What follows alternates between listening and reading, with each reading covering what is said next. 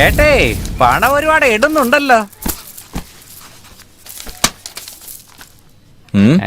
ഒരു 5 താട്ടേന്നേ.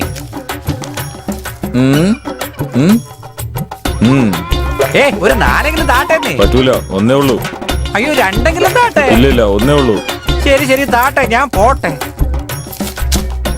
അതെ, ഞാൻ ചോദിച്ചത് 1 ലക്ഷം അല്ലാതെ ഈ 100 രൂപയല്ല. എന്ത് 1 ലക്ഷം? എടാ മന്ദബുദ്ധി, ഇത് വെറും കല്ലാന്ന് വിചാരിച്ചോ നീ? ഇത് മാണിക്കക്കല്ല, മാണിക്കക്കല്ല്. ഈ കല്ലിന് ഇത് തന്നെ കൂടുതൽ എനിക്ക് പോടോ. പോടാ. അടുത്ത് ഇത് വിൽക്കാൻ ചെന്നത് നിന്റെ തെറ്റാണ്. നിനക്കറിയാം ഇത്, പക്ഷെ നിന്റെ കയ്യിൽ കാശില്ലല്ലോ. അവനറിയില്ല, പക്ഷെ അവന്റെ ഇഷ്ടം പോലെ കാശുണ്ട്. കല്ലുള്ള എനിക്ക് കാശ് വാങ്ങാൻ വിധിയില്ല. എന്റെ കല്ല് ഇങ്ങോട്ട് താട്ടെ. എടുത്തോളൂ. അയ്യോ എന്റെ കല്ല് താൻ മന്ത്രവാദിയാണോടോ? അതെ. ഈ കല്ല് വേണോ കാശ് വേണോ? എന്ത് ചോദ്യമായത്? കല്ല് കൊണ്ടു നടക്കുന്നത് കാശിന് വേണ്ടി തന്നെയല്ലേ? എത്ര വേണം? തന്റെ കയ്യിൽ എത്ര ഉണ്ട്? നിനക്ക് എത്ര വേണമെന്ന് പറയേ. എനിക്ക് 10 കോടി വേണം. തന്റെ കയ്യിലുണ്ടോ? ആദ്യം കണ്ണൂർന്ന് നോക്കാം. അമ്മോ 10 കോടി. ഞാൻ ആഗ്രഹിച്ച 10 കോടി. എടോ താൻ എന്താ എടുക്കണം? എടുക്കോ? എടുക്കാം. കാർത്തിക, തുലാം രാശി, വിശാഖ നക്ഷത്രം, ദൈവാംശമുള്ള ജാതകം. കുഞ്ഞിനെ നല്ലോണം നോക്കിക്കൊള്ളേ മോളെ. ശരി അമ്മേ. ദാ കൊച്ചിനെ.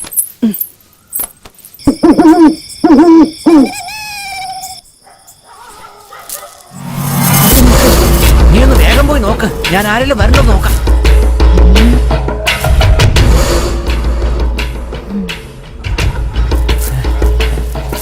എന്താടി കൊച്ചിനെടുക്കാൻ പറ്റുമോ? ഇവിടെ ചുറ്റും ആളുണ്ട്.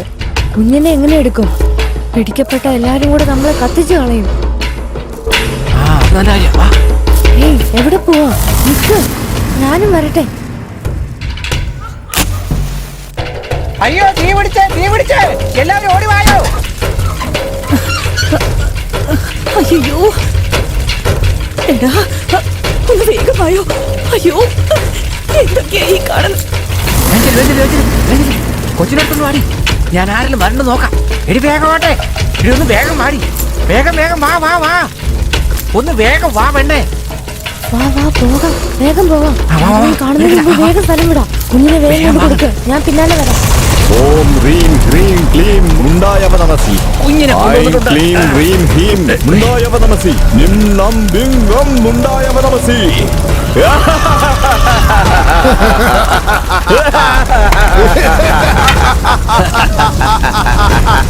നമ്മൾ ബലി കൊടുക്കാൻ പോകുന്ന ആദ്യത്തെ കുട്ടി പിടി.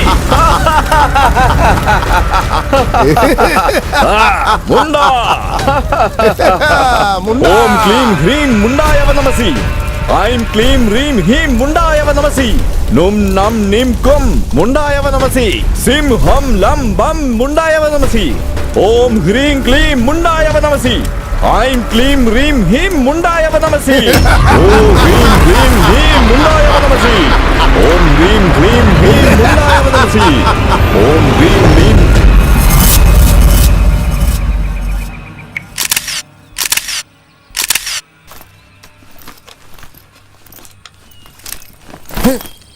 കൺവെട്ടത്തിൽ ഒരാളെ പോലും കാണുന്നില്ല ബ്രോ. ഞാൻ എന്റെ ആളെ കണ്ടു ബ്രോ. നിന്റെ ആളെ കണ്ടെന്നോ? കാണിച്ചേ. നീ വണ്ടിക്കര് കാണിച്ചു തരാം. ഇത് പിടിക്കും.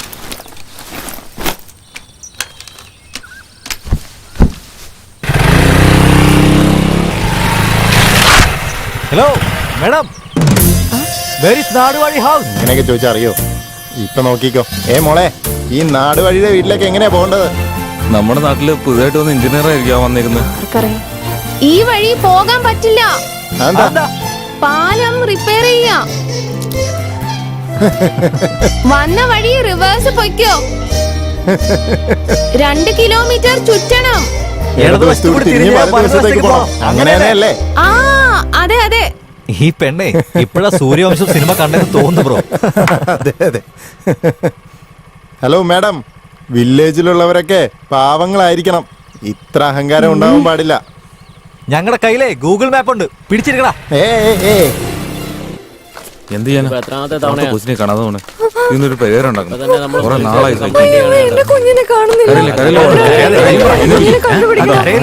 എല്ലായിടത്തും അന്വേഷിച്ചു നോക്കിയോ? ഞങ്ങൾ എല്ലായിടത്തും നോക്കിയതാ, കുഞ്ഞുങ്ങളെ കണ്ടുപിടിക്കാൻ പറ്റിയില്ല. മഹാമായ എന്റെ കുഞ്ഞിനെ വേഗം തിരിച്ചു തരണേ. നമ്മളിനി എന്താ ചെയ്യുന്നേ?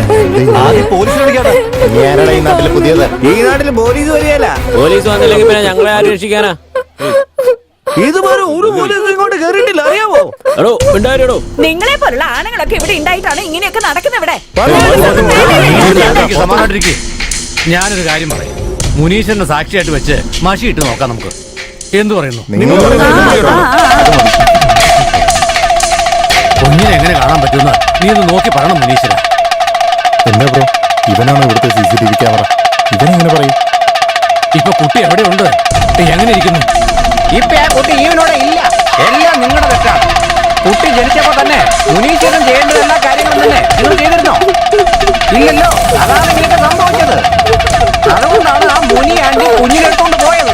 അയ്യോ മുനീശ്വരാ, ഞാനൊരു തെറ്റ് ചെയ്തു, എന്നോട് ക്ഷമിക്കണേ. എന്റെ കുഞ്ഞിനെ തിരിച്ചു തരുമോ?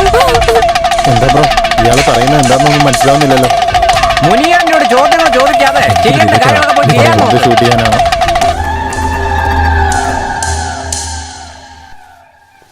നമസ്കാരം സ്വാമി. നമസ്കാരം. കല്യാണം കഴിഞ്ഞ് ഒരുപാട് വർഷമായി. കുട്ടികളില്ല. കുറെ മരുന്നുകൾ പരീക്ഷിച്ചു നോക്കി, ഒരു ഫലവുമില്ല. എല്ലാം ശരിയാകും. കൈയൊന്ന് നീട്ടേ. ഞാൻ എന്റെ വിഷമം പറഞ്ഞപ്പോ കടുക്ക എന്തിനാ തരുന്ന സ്വാമി? പെറ്റമ്മയേക്കാൾ ഒരുപടി മുകളിലാണ് കടുക്കായി. ഇത് ഞാൻ പറഞ്ഞതല്ല, പൂർവികരും സിദ്ധരും പറഞ്ഞതാണ്. ശ്രദ്ധിച്ച് കേൾക്ക്. ദിവസവും 5 ഗ്രാം കടുക്കപ്പൊടി രാത്രി ഉറങ്ങുന്നതിന് മുമ്പ് ഇളനീര് കൂട്ടി കഴിക്കുകയാണെങ്കിൽ കാഴ്ചക്കുറവ്, കേൾവിക്കുറവ്, പിത്തരോഗങ്ങളിൽ നിന്നും നാക്ക്, മൂക്ക്, തൊണ്ട, ആമാശയം, ചെറുകുടൽ, വൻകുടൽ, വൃക്ക, കരൾ, ഹൃദയം കൂടാതെ ഉഷ്ണം, ഹൃദയവേദന, പ്രമേഹം ഇതുപോലെ ജീവന് ഭീഷണിയുള്ള എല്ലാ രോഗങ്ങളിൽ നിന്നും രക്ഷപ്പെടാൻ ദൈവം തന്നൊരു പ്രസാദമാണ് ഈ കടുക്ക. ഈ കടുക്കപ്പൊടി 48 ദിവസം ഞാൻ ഈ പറഞ്ഞ പോലെ കഴിച്ചിട്ട് വന്നാൽ കിഴവനും കുമാരനാകാമെന്ന് പൂർവികർ പറഞ്ഞിട്ടുണ്ട്. അങ്ങനെയുള്ള കടുക്കയെ നീ സാധാരണമായി കാണരുത് മകളെ. നീ കഴിക്ക്, എല്ലാ ആഗ്രഹങ്ങളും നിറവേറും. ശരി സ്വാമി. ആയിക്കോട്ടെ മകളെ, പോയിട്ട് വരാം. നന്നായി വാ. ചേട്ടാ, ഇതൊന്ന് ശരിയാണെന്ന് നോക്കാവോ? ചേട്ടാ നമസ്കാരമുണ്ട്. നമസ്കാരം ചേട്ടാ. ആ നമസ്കാരം. നിങ്ങളൊക്കെ ആരാ? ചേട്ടാ ഞങ്ങള് കണ്ടറിയില്ലേ, നമ്മുടെ അമ്പലം കെട്ടാൻ വന്ന എഞ്ചിനീയർ. ആ ഇരിക്കേ. Okay sir, thanks. അപ്പോ നിങ്ങൾ എഞ്ചിനീയർ ആണോ? ചേട്ടാ ഞങ്ങള് അതെ സാറേ, ഇയാൾ എഞ്ചിനീയർ, ഞാൻ അസിസ്റ്റന്റ് എഞ്ചിനീയർ. ഞാൻ ചോദിക്കുന്ന ചോദ്യങ്ങൾക്ക് കൃത്യമായിട്ട് ഉത്തരം പറഞ്ഞാ നിങ്ങൾ ഈ അമ്പലം കിട്ടും. ഇവര് വീട്ടിലും എത്തിയോ? ആ നിങ്ങൾ പറയാ, നിങ്ങൾക്ക് ഇഷ്ടപ്പെട്ട അമ്പലം ഏതാ? ചോദ്യം ചോദിക്കാൻ അറിയാവുന്ന നാടുവാടിക്ക് ഈ ചോദ്യം ആരോടെ ചോദിക്കേണ്ടതെന്ന് അറിയില്ലല്ലോ. നമ്മുടെ നാടിന്റെ ഐശ്വര്യവും നമ്മുടെ നാടിന്റെ അഭിമാനവുമായ തഞ്ചാവൂർ ക്ഷേത്രമാണ് എനിക്ക് ഏറ്റവും ഇഷ്ടപ്പെട്ട ക്ഷേത്രങ്ങളിലൊന്ന്. അത് മാത്രമല്ല, ക്ഷേത്രത്തിന്റെ നടുഭാഗത്തുള്ള ലിംഗത്തിന്റെ ഉയരം 12 അടിയാണ്. ഇത് നമ്മുടെ നാടിന്റെ അഭിമാനം തന്നെയല്ലേ? ആ ലിംഗത്തെ താങ്ങി നിർത്തുന്ന പീഠത്തിന്റെ ഉയരമാണെങ്കിലോ 18 അടിയാ. ഇത് നിർമ്മിച്ചവരുടെ കഴിവല്ലേ? അത് മാത്രമല്ല, ക്ഷേത്രത്തിന്റെ മൊത്തം ഉയരം എന്ന് പറഞ്ഞാലോ 216 അടിയാ. ഇത് പൂർവികരുടെ കഴിവ് തന്നെയല്ലേ? ഗർഭപിണ്ഡത്തിനും നന്ദി പ്രതിമയ്ക്കും ഇടയിലുള്ള ദൂരം 246 അടിയാ. ഇത് മൊത്തം നമ്മുടെ നാടിന്റെ അഭിമാനമല്ലേ? നമ്മുടെ നാട്ടുകാർ തന്നെ നിർമ്മിച്ച ഒരേ ഒരു ക്ഷേത്രം എന്ന് പറയുന്നത് തഞ്ചാവൂർ ക്ഷേത്രമാ. ഇതൊക്കെ എങ്ങനെ നിനക്കറിയാടാ? എല്ലാം വാട്സപ്പിൽ കണ്ടാടാ. ആ, ആ സന്തോഷം. എന്റെ മനസ്സിലുള്ള കാര്യം തന്നെ നിങ്ങൾ പറഞ്ഞു. താനാണ് ഈ നാട്ടിൽ അമ്പലം കെട്ടുക. എന്താ ശരിയല്ലേ? ഞാൻ പറയുന്ന കേട്ട് ഉമാർ ക്ഷേത്രം കെട്ടം പറയണോ? കമ്മിറ്റായി ബ്രോ. ഓസിയില് തങ്ങുന്നു, തിന്നുന്നു. ഇത് ഭവാനി, എന്റെ മോളാ. മദ്രാസിലാ പഠിച്ചത്. ഈ പെണ്ണാണോ? അതുകൊണ്ടാണ് നിങ്ങൾക്ക് അഹങ്കാരം. മോനെ, ദേവിയുടെ അനുഗ്രഹം എന്തായാലും ഉണ്ടാവും. ധൈര്യമായിട്ട് നിങ്ങൾ അമ്പലം കെട്ടിക്കോളൂ. ആ മോളെ, വേലുണ്ട് എന്ന് താക്കോല് വാങ്ങി ദാ ഇവരുടെ കയ്യിലോട്ട് കൊടുത്തോളൂ. ശരി അച്ഛൻ. എടാ എന്തിനാടാ എഞ്ചിനീയർ ആണെന്ന് പറഞ്ഞേ? ബ്രോ, അങ്ങനെ പറഞ്ഞാലേ നമ്മൾ വിചാരിച്ച ഷൂട്ട് ചെയ്യാൻ പറ്റും. അതൊക്കെ ശരിയാ. ഇതൊന്നും നടക്കുമെന്ന് തോന്നുന്നില്ല. ഞാൻ സത്യം പറയുമ്പോ എന്താ ബ്രോ, നന്നായിട്ടല്ലേ പൊക്കോണ്ടിരിക്കുന്നേ? തനിയെ വന്ന എഞ്ചിനീയർ ക്യാരക്ടർ എന്തിനെടുത്ത് മാറ്റുന്നേ? എടാ, നമ്മൾ എഞ്ചിനീയർ അല്ല മീഡിയക്കാരാണെന്ന് ഭവാനി അറിഞ്ഞാലുണ്ടല്ലോ, അവൾക്ക് നല്ല വിഷമാവില്ലേ? ഓ, കഥ അങ്ങനെയല്ലേ പോകുന്നേ? ഞാൻ എല്ലാ കാര്യങ്ങളും ഭവാനിയോട് പറഞ്ഞാലോന്ന് ആലോചിക്കുന്നത്. അവള് പെർമിഷൻ തരുവാണെങ്കിൽ നമുക്ക് ഷൂട്ട് ചെയ്യാം. ഇല്ലെങ്കിൽ എന്താ ചെയ്യണേ നമുക്ക് ആലോചിക്കാം. ആലോചിച്ചിട്ട് നമ്മൾ എന്ത് ചെയ്യാനാ? ഈ നാട്ടുകാരെങ്ങനെ പറഞ്ഞ് തല്ലി കൊല്ലും. ഓൾറെഡി ഇവിടുത്തെ പിള്ളേരൊന്നും കാണുന്നില്ലെന്ന് പറയുന്നത്. ഇനി അതിന്റെ കാരണം നമ്മളാണെന്ന് പറഞ്ഞു കളയും. മനസ്സിലായോ? അപ്പൊ എന്താടാ ചെയ്യാ? ഓ, അച്ഛൻ ദേവിക്ക് അമ്പലം പണിയാൻ പറയുന്നു, നീ അയാളുടെ മോളെ കെട്ടണമെന്ന് പറയുന്നല്ലേ? മീഡിയക്കാരാണ് നിങ്ങള്. ഈ കാര്യം എന്റെ അച്ഛൻ അറിഞ്ഞോണ്ടല്ലോ നിങ്ങളെ രണ്ടുപേരെയും കൊന്ന് കുഴിച്ചു മൂടും. എന്താ അങ്ങനെ ചെയ്യട്ടെ? ഇന്നെ പിടിച്ചോ. നിന്നെ കണ്ടാ സെക്കൻഡ് തന്നെ തീരുമാനിച്ചാ നീയാണ് എന്റെ വൈഫ് എന്ന്. ഇതൊക്കെ ഷൂട്ട് ചെയ്തിട്ട് ഏത് ചാനലാണ് വെക്കാൻ പോന്നെ?